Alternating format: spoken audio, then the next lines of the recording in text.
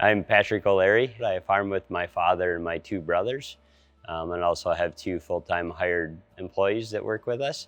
We farm some over 5,000 acres, and we have capacity to handle about 7,000 pigs at any given time. Sometimes we have a few more acres, a little bit less acres, but that's generally where we're at. So last year's crop actually was better than expected with the conditions that we grew the crop in. We lacked rain all the way through the midsummer. We didn't start getting rain until August. In general, the crop was better than we expected last year. We did get a lot of rain at the end of the season, so we did end up fighting with wet conditions through harvest of the corn especially, but we got it all done and turned out quite well for us. As far as the quality of the crop, even with the drought, we didn't see any significant impacts. You know, we sent in some samples for the USEC survey, of course, with the soybeans. Those numbers came back what we kind of expected from previous numbers we had had on the protein levels and things there. It's hard to predict what's going to happen. You know, I anticipate we're coming into a spring if the temperatures warm up and the frost comes out, that I don't foresee any issues with planting other than around temperatures. Now, that can change next week. We just don't know. But I think the fall brought us some moistures that helped us recoup some of our losses from last summer. So hopefully we'll at least have a good start to the season from a moisture standpoint. But once we do get started, all of it goes in the ground quite fast. If the conditions are fit to put the crop in the ground, we probably do the whole planting, corn, soybeans, in less than 2 weeks.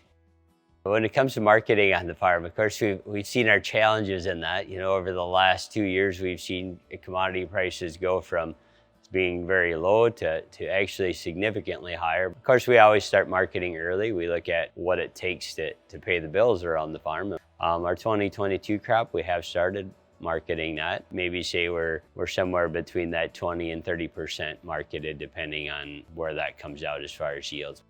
As far as the input costs, yeah, we've seen a significant increase. How it's going to impact our production this year, it's hard to predict until we see it. You know, we've always been in a situation at the farm that our fertilizer programs have been build programs, so we've always fertilized slightly more than what we expected the crop to use, trying to make sure we got the nutrients out there for it.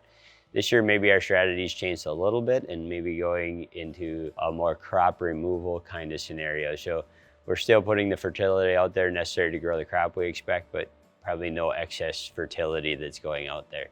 We were fortunate some of the inputs we pre-bought early enough that we paid significantly more for them than we had the year before, but definitely didn't buy them at the top end of where they are today. I think where our concerns come in the farm today around inputs is your availability to get them, to make sure they're here. So we've really made an effort in the last 3 or 4 months that the inputs that are necessary to operate the farm, as far as chemicals and fertilizer and things, are either bought and in a warehouse somewhere, or they're in a warehouse here at the farm to make sure that we don't run into any issues as we move into spring. What we're running into today is, one, being able to get things. We have equipment that we've had on order since last spring when we finished up. So some of it's been on order since April and May a year ago. Some of it will not be here for spring. We're fully aware of that, and we've known about that for a while. So it's adjusting our plan around that equipment and putting the stuff that we owned before back in the field. Fortunately, most of it is very usable equipment and well-maintained equipment, so I don't see any issues with doing that. But because of the supply chains, it's made our decision-making process a little bit different. So we're making decisions on equipment purchases out into the 23 and early 24 because we don't know how the supply chain or where it's going to go in the next year and a half or 2 years.